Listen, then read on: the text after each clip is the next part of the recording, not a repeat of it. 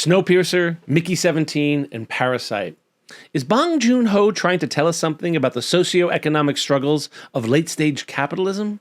Hey, I'm Mike. I studied film, I work in TV, and I love movies. I was doing a live recently, and a viewer of mine insisted I watch Snowpiercer, the Bong Joon-Ho film starring Chris Evans, Tilda Swinton, Ed Harris, and John Hurt. Tilda Swinton is amazing in it, by the way. It's a good movie. The premise is that in order to stop global warming, scientists have released a chemical agent into the atmosphere to stop it. But it goes too far and freezes the entire planet, killing everyone except the passengers aboard a luxury train liner designed and operated by Ed Harris. On board the train, different classes of people are separated by the cars. You have the lower class in the tail. They get the scraps, barely kept alive with disgusting protein bars made from cockroaches. They are experimented on, and their children are taken up to the front for unknown reasons. Their conditions are terrible, and dissent is brewing.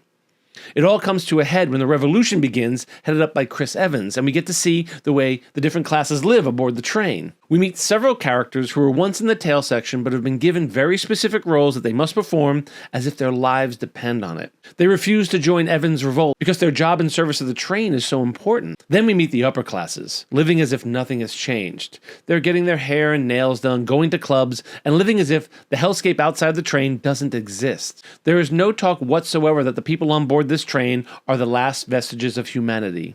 No lingering dread that we're a dying species, like in Children of Men. Just a disgust for the upper class as they refuse to change their standard of living while so many others suffer just a few cars away. Once the revolt gets to the engine room, though, there's a tense scene between Evans and Harris where they discuss everyone's role aboard the train. Harris seems to understand the bigger picture and tries to make Evans see it.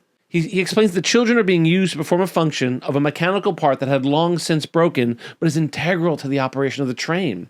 The children are the only ones small enough to fit into the space to do the task. They are literally what's keeping the train running. Is it right? No. But do the lives of everyone on board rely on those children performing that role? Absolutely. It got me thinking about Mickey 17, only this time our characters are aboard a spacecraft on a mission to start a colony on a distant planet. So it's a similar premise. Everyone on board represents society, humanity. On board, everyone has a role, and Mickey's is to be the guinea pig. His DNA is saved, and when they send Mickey into dangerous situations, and he eventually dies, they can print out another Mickey, complete with his memories and all.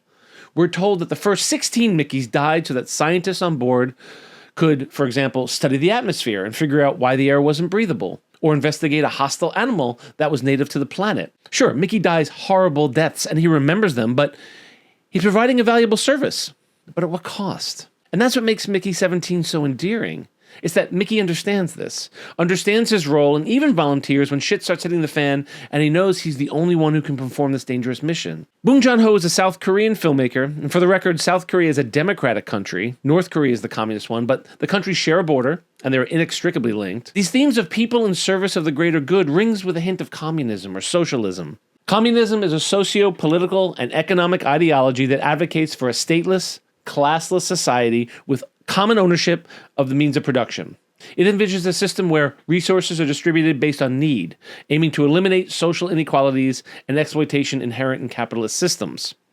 That's in a perfect world, of course, and since communism is easily corruptible, we have never seen a true communist state. Snowpiercer and Mickey 17 seem to make the argument for a more communist or socialist approach to government, or at least invokes the discussion that members of a society have an obligation to do their job in service of the greater good. That everyone should chip in and contribute, and that scarce resources should be divvied up equally among those that need them the most. Bong Joon-Ho's films frequently explore themes of class struggle, social inequality, and the complexities of capitalism. Parasite, another Bong Joon-Ho film, and the winner of the Palme d'Or at Cannes and the Oscar for Best Picture that year, delves into the lives of two families, one wealthy and one impoverished, highlighting the struggles of the working class and the impacts of inequality. Bong Joon-Ho himself has considered Parasite a reflection of late-stage capitalism. Parasite was made as a reaction to high rates of unemployment, the intense demands of pursuing higher education, the crisis of home affordability, and the increasing socioeconomic gap between the wealthy and the poor happening in South Korea at the time. Sound familiar? In fact, South Koreans even have a term for it. It's called Helljoseon. I hope I'm saying that right, which is a satirical term used to describe the socioeconomic situation in South Korea. The term combines Joseon, referring to the Joseon dynasty, and hell, reflecting a sense of despair and hopelessness about the future. That also explains the popularity of Squid Games, another popular South Korean export. In Squid Games, people who have fallen so deeply into debt literally compete in games designed to kill one another to win a huge pot of cash. What's interesting is, if you're watching season 2 of Squid Games, they added another element to it. As you probably know, whenever a contestant is killed, more money is added to the pot. This season, players have the option to exit the game and split the pot equally, and each time they vote to continue playing. That's capitalism winning every time. The fight to the death to make more money rather than spare their lives and split less money equally. Politically speaking, Bong Joon-Ho is a member of the Democratic Labor Party in South Korea, and I don't think because he makes films on deteriorating socioeconomic conditions, he should be considered a communist.